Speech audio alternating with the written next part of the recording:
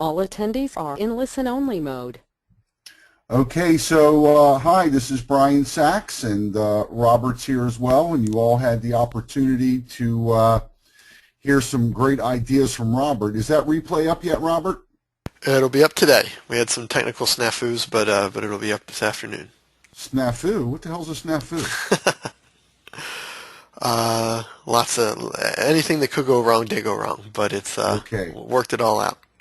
great. So I want to welcome everyone. I want to be sensitive to your time. This is our weekly webinar because Robert and I couldn't figure out if we wanted to do a webinar or a hangout.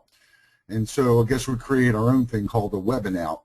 I am still not a big fan of Google Hangouts. The technology, yeah, that's right, John. It's exactly what it is. Hope everybody can see John's comments. And so welcome here if you're new, and you know, every day we get literally dozens of new subscribers and members coming in. This is our chance to share some just great content with you every week, and a chance for you to have your obstacles, whatever's in your way, talked about. This is a very safe place, although just know we do record these and we post them.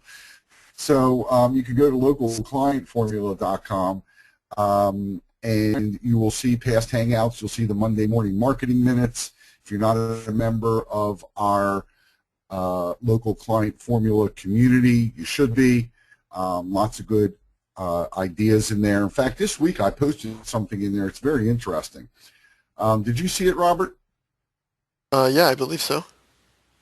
So it was someone that you all should pay a lot of attention to. His name is Robert Cialdini. His name is probably Dr. Robert Cialdini, so I don't want to insult him. But he wrote a book called Influence: The Science of Persuasion.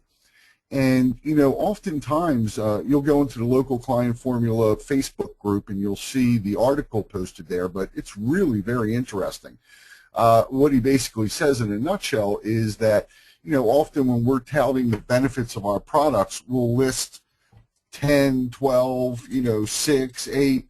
Well, the magic number he found through lots of study is 3.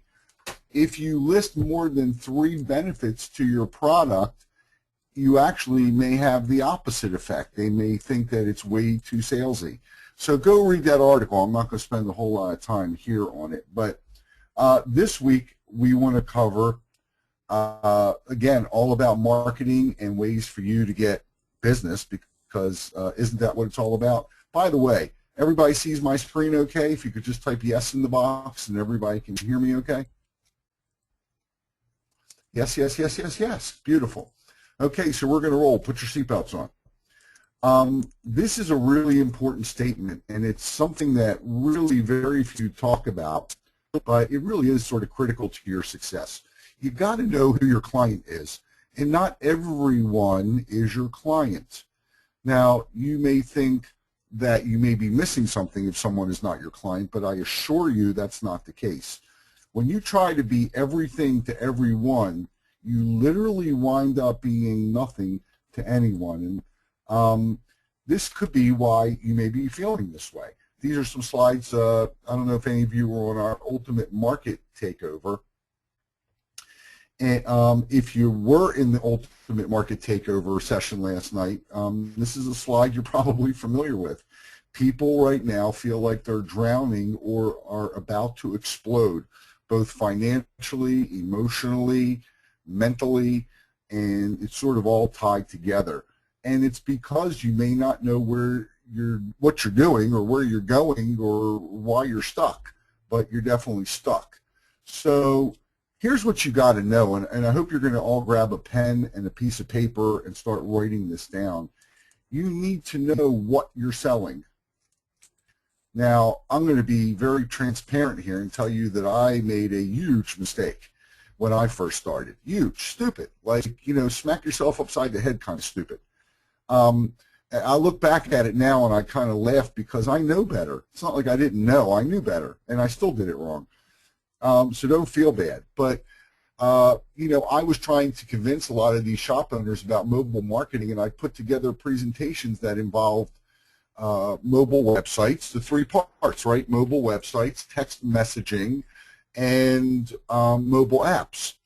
And, you know, there I went with the deer in the headlight look.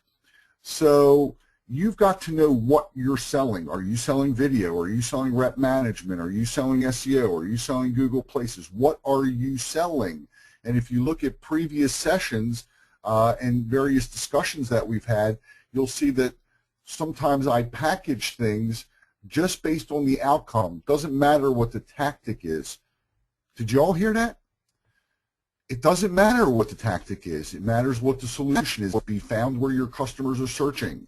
Okay? That could be lots of things. Know who you are selling to.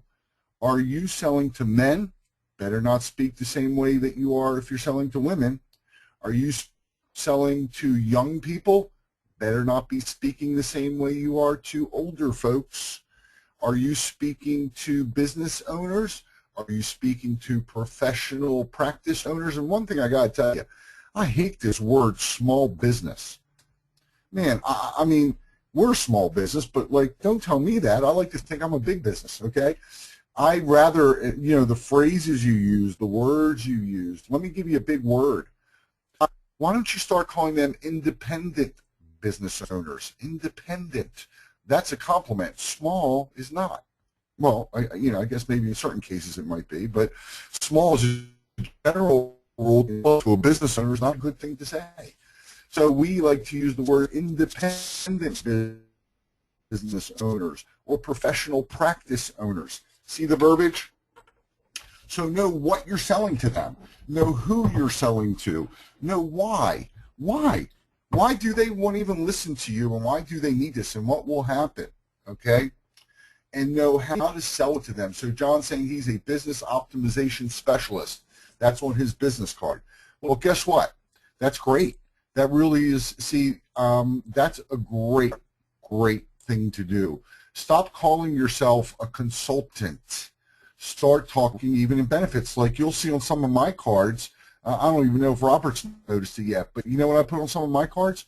Customer attraction expert. Okay, very similar to John, business optimization specialist. So now to me, I got to tell you, John, a business optimization specialist to me sounds like the kind of person who would come in and actually show me all the things I'm doing wrong in my business, not necessarily lead generation. So, you know, I'm just giving you my first blush at that. Know how to sell it to them. Are you all writing? Give me some love here. You all writing? You all with me? Does this make sense?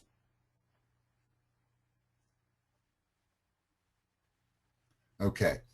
So I got 2 yeses. That means the rest of you are not with me?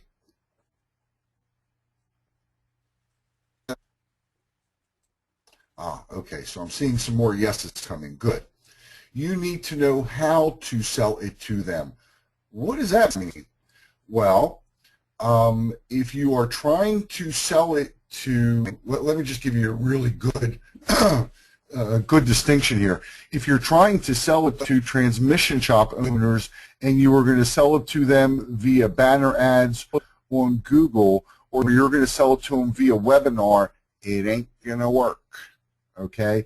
If you're selling it to a dentist or CPA or an attorney and you want to sell it via webinar or banner ad, it will work, assuming your copy's good and your content's good. See, this transmission shop guy, he's not on. The only place he's going or she's going is to search for parts. That's it. The chance of you getting them on a webinar is kind of like slim and none and slim left town. And that changes, by the way, in various parts. So like if I'm going to a company that sells cars, they're in the automotive aftermarket, but yeah, I can get them on a webinar. So you have to know how to sell to them. Believe it or not, some people still, it's best to reach by fax machine. I know that sounds crazy, but it works. Depends who. So you've got to know what you're selling. You've got to know who you're selling it to. You got to know why they need it. And you've got to know how to sell it to them. And John's saying Dan Kennedy, correct. Dan Kennedy's preferred mode of communication is fax machine first and phone second. I sent him 3 sentences in a fax and got a 4-page letter back, which was very kind, by the way, because I hadn't spoken to him in a while. But yeah, that's his preferred method. Why? Because if you look back, you'll know that we did a session a while ago on effective versus efficient communication. And fax machines are still effective. They're also kind of efficient. So, yeah, so, but you have to know this about your particular marketplace. That's all I'm telling you. Know what you're selling, know who you're selling it to, know why they would want it, and know how to sell it to them. You're not going to start screaming at folks that have a hearing problem, and you're not going to put a piece of paper in front of a blind person unless it has Braille. You got to know this, folks. It's really, really critical. And most importantly, you have to know that it works for them. Don't be selling things that don't work. And so how would you know? Well, let's say that you want your client to be a beauty salon. Go into a beauty salon and offer your services at like rock bottom free, and be candid with them and tell them, I want to be able to show you results so that I can use you as a testimonial. And maybe you'll do my hair in exchange for that. Is that fair? I bet you, you could do that with Steakhouse. You could do it with everybody. So the criteria for niches, we've talked a lot about this, but I want to go even further, okay? We know I like mom and pops, and I covered this again last night on the Ultimate Market Takeover. Who on here was on the Ultimate Market Takeover webinar last night? Good. So we're going to be having a replay of that. Probably, when is that, Robert? It's up now. I just sent an email about it just a few minutes ago. Oh, must be like octopus over there doing all kind of things. Okay. So, great. So you want to give everybody the link? Sure, I'll post it in the chat box. Hold on one second. So, I covered this last night, but I want to cover it here as well. You want to go for people that have a high transaction size. My parents, they should rest in peace. They used to tell me all the time, it's just as easy to marry a rich girl as it is a poor girl. I don't know that that's true, but that's what they used to tell me. And it's just as easy for you to find a high-paying client as it is one who will torture you and not pay you very much. It all depends where you're fishing. You want niches that have some competition, but not crazy competition. And you want people who need your services or products. You want to be in a situation where one sale can produce a good enough return that it pays for your services. I hope that makes sense for everybody.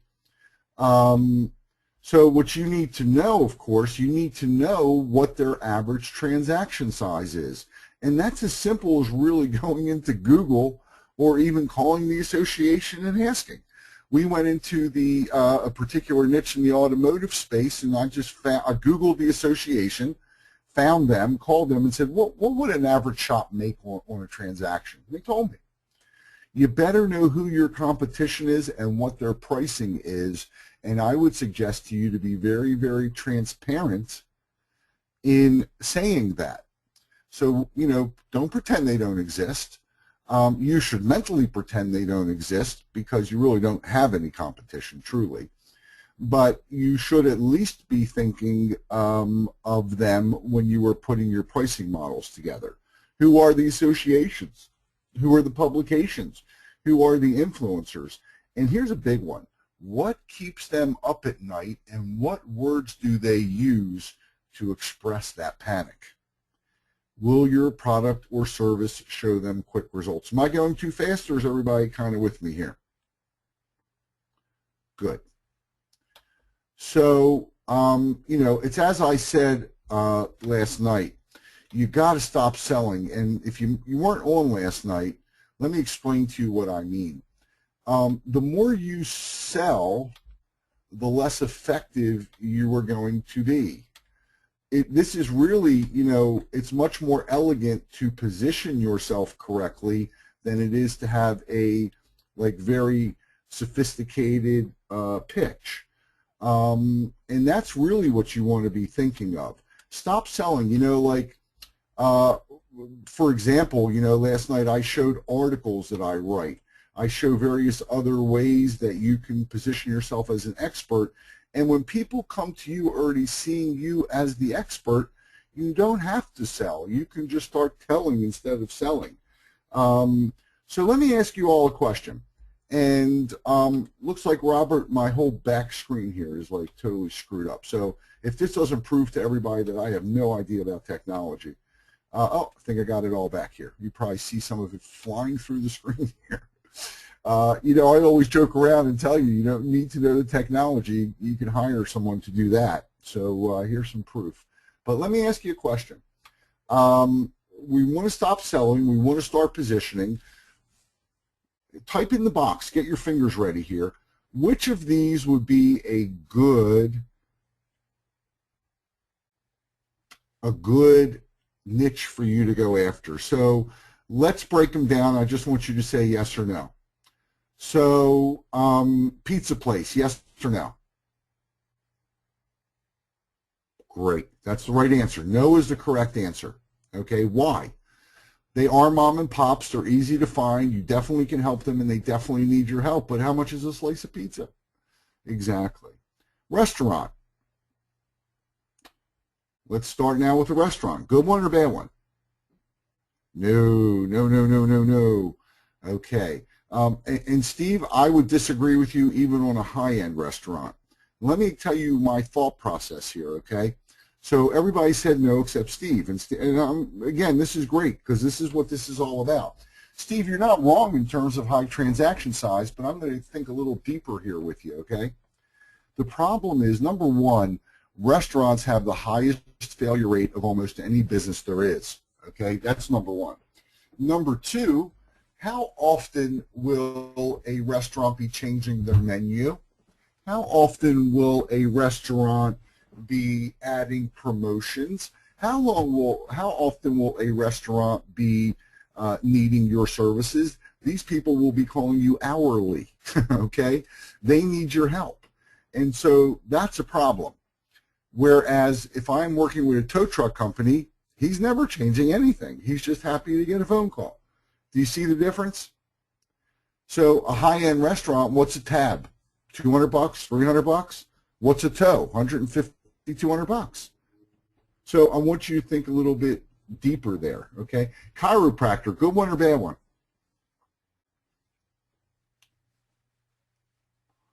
So John says no. Carolyn says good. Who else? Come on. Steve, lifetime value of client. Good. Who else? Come on, folks. Good, good, good. So the consensus here, John says low transaction lifetime value is good point, though. Okay. So let me tell you why I won't go after chiropractors. Why I don't think it's a good niche. Chiropractor could have good lifetime value, definitely a professional, definitely something people are looking for in terms of pain. But here's the problem with chiropractors. Everybody's going after them. Everybody, okay? Look at how many people are going after chiropractors. So they're ruled out. Let's go on. How about podiatrists? Good or bad? John says yes. Jim says good. Who else, folks? Come on, this is a group activity. You're all here as a group. I guess everybody, oh, Pat says good. How often do we go to a podiatrist? I don't know, Carolyn. I don't know you that well. So Carolyn says no. Steve says most medical specialists are good. Floyd says good. Jim says not too often. Well, the truth is there are folks who do go to a podiatrist very often, like once a month, if they have a particular problem. But a podiatrist, to me, is sort of like borderline. They are good because, you know, they could have a good lifetime value, but what I love about them, easy to reach, terrible marketers, and, you know, like in the summertime, people have issues with their toes, with, you know, I don't want to be gross here because it's lunchtime for some of you, but, you know, like with the fungus or whatever, you know, they could be pretty expensive treatments. You know, if you're diabetic or you're a senior, you know, lots of times a podiatrist, but Really, who the heck's going after podiatrists? Nobody. So you show up there and you look like Superman or Superwoman. So I like them. How about Spa Beauty Salon?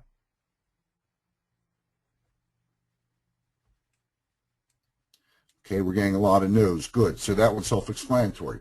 Brake and muffler shop. Good or bad? Getting lots of yeses. My personal opinion, no. Brake and muffler shops. Muffler, not a very big transaction. Brakes, not a very big transaction. And a lot of times people are just going to general service stations. The big players in that space are franchisees, so they're not mom and pops. So you see how I'm mixing up these ideas here, these opportunities, because I want you to think. I want you to think. Think it through. Don't make these just like snap judgments. How about plumber or electrician? And we could throw roofer and landscaper in there too if you want. Good or bad? Set it and forget it. Everybody and their brother is going after them, and their mother and sister and cousin too. Exactly. So high transaction, everybody's going after them. Exactly. They're jaded. How about the orthodontist? Jim says yes. You guys don't know what I'm going to say, do you? So Jim says yes. Keith says great market. Who else? I know there's more than Jim and Keith here. I see all the people here. Yes, but lots of competition, I think. Steve, I don't think so. John, undecided. Lots going after ortho. Let's see. Let me see if I can get the rest of my screen up here.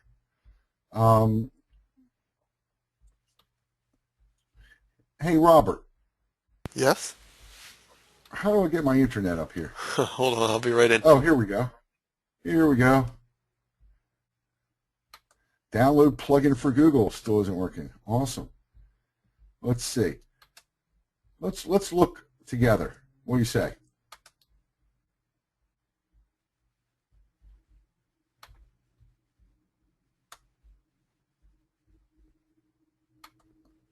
So let's go to Google, and I'm going to say marketing for orthodontists.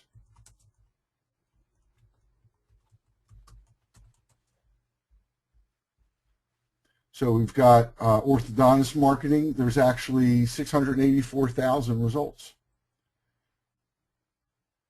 So there's some competition here. Website design, SEO services. Reach Local is in this space. That's interesting, isn't it? Honestly, I'd have to do a little bit more research, but this doesn't look to me like there's a ton of competition. It does look like there's some competition, but having some competition is actually a good thing, because guess what? If there's no competition, you've got a problem, don't you?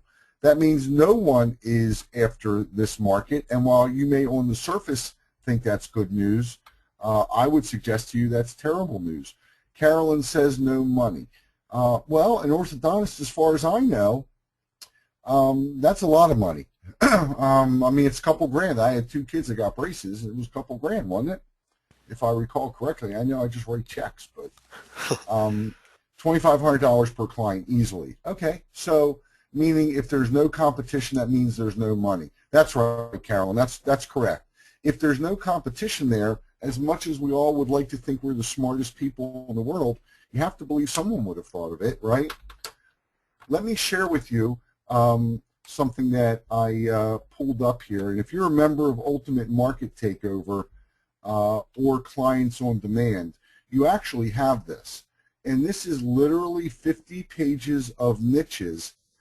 And that's why, I thought that if we went through this exercise, it would be useful for all of us to kind of understand. So you see here, not just an attorney, but a divorce and mediation attorney, a drug charges attorney, a DUI attorney, an elder law attorney. So, I've given you the criteria. Again, here's 50 pages of it. 50 pages of niches. Don't go after the ones that everyone else is going after. Start thinking of other ones where they all meet these criteria. So I hope that makes sense, and I hope that was worth kind of like the half hour we spent on it so far. You should all read this. You know, this is a picture of me standing in front of the automotive aftermarket. There were 130,000 people at this show and another 150,000 at the show next door called SEMA. And I was really, I got to be honest with you, I was a little nervous because I spoke Thursday morning at 7:30 a.m. And if you've ever been to Vegas, speaking 7:30 a.m., you don't usually have anyone in the room, and the few that may stagger in are typically incoherent.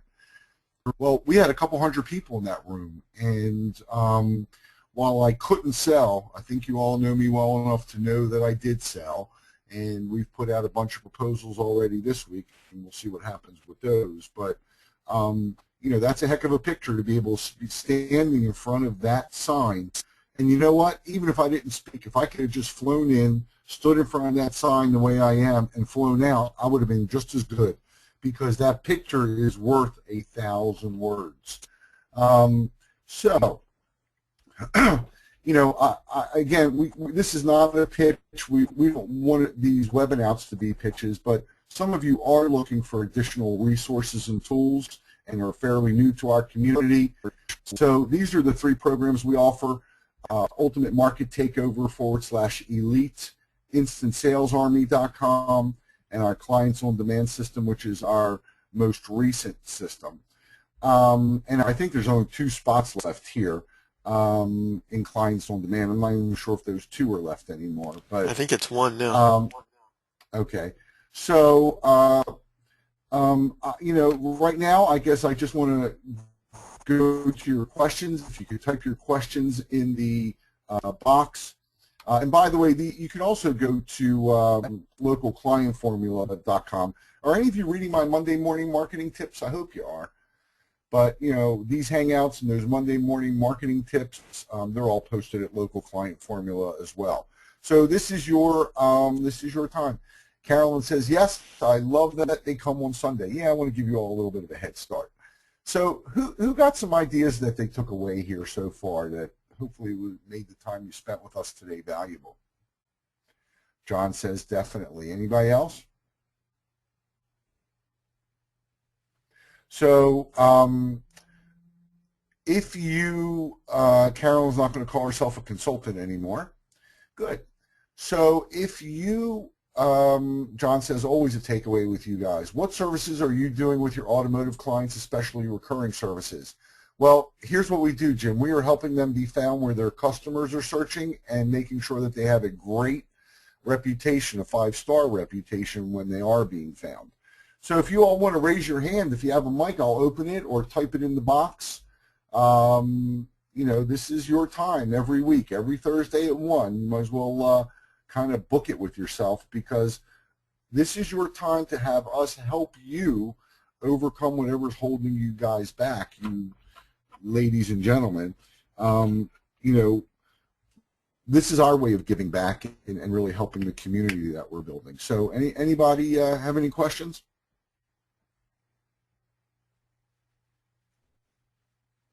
While you're typing or thinking about typing, I'll also tell you that if you all have a question or topic that you would like us to cover, remember, Robert and I are running a real business that's poised for 7 figures right now, and so there's not much we don't know, and I don't mean to sound like a know-it-all, because there's clearly things we don't know, but in terms of running the business and delivering the service, we've got it pretty much down pat. And so if you have a question, you know, you can send the question to support@localclientformula.com, and we'll cover that question on another one of these webinars. So I'm going to give everybody another second or 2. I don't see any hands being raised, and I don't see any questions coming in. Awful shy group you are today. So if there aren't any further questions, I guess we'll just end our webinar. But okay, so John has a question. How about joint venturing within the group to stir up some energy, activity, and income? Well, John, if you have a microphone, I'll open you up.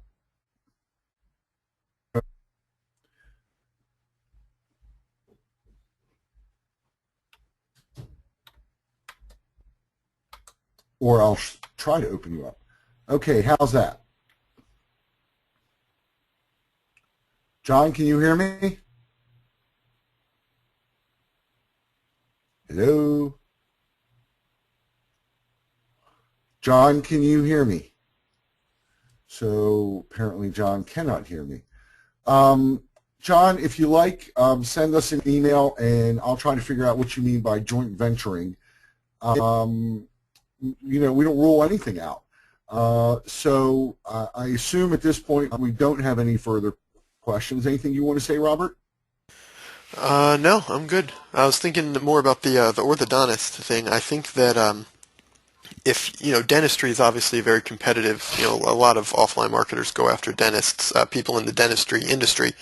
But orthodontists are unique within that industry, and I think that if you could show orthodontists why you could provide them with a service specific to orthodontists, I think you would really stand out and make yourself have no competition, basically. So, So Carolyn says something interesting. She says pediatric orthodontists. See, I think that orthodontists, most people view orthodontics as pediatric, for like teenagers. But the reality is there's now a big movement into adult orthodontics, cosmetic dentistry, smile design, and Invisalign.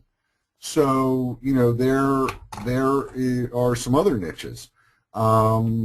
But, my point here was not, let's not get too bogged down. My point here was just start thinking a little bit, okay? Start thinking a little bit deeper. Start thinking a little bit better. Start really analyzing what you're doing instead of being knee-jerk and being everything to everyone. That's really what I was getting at.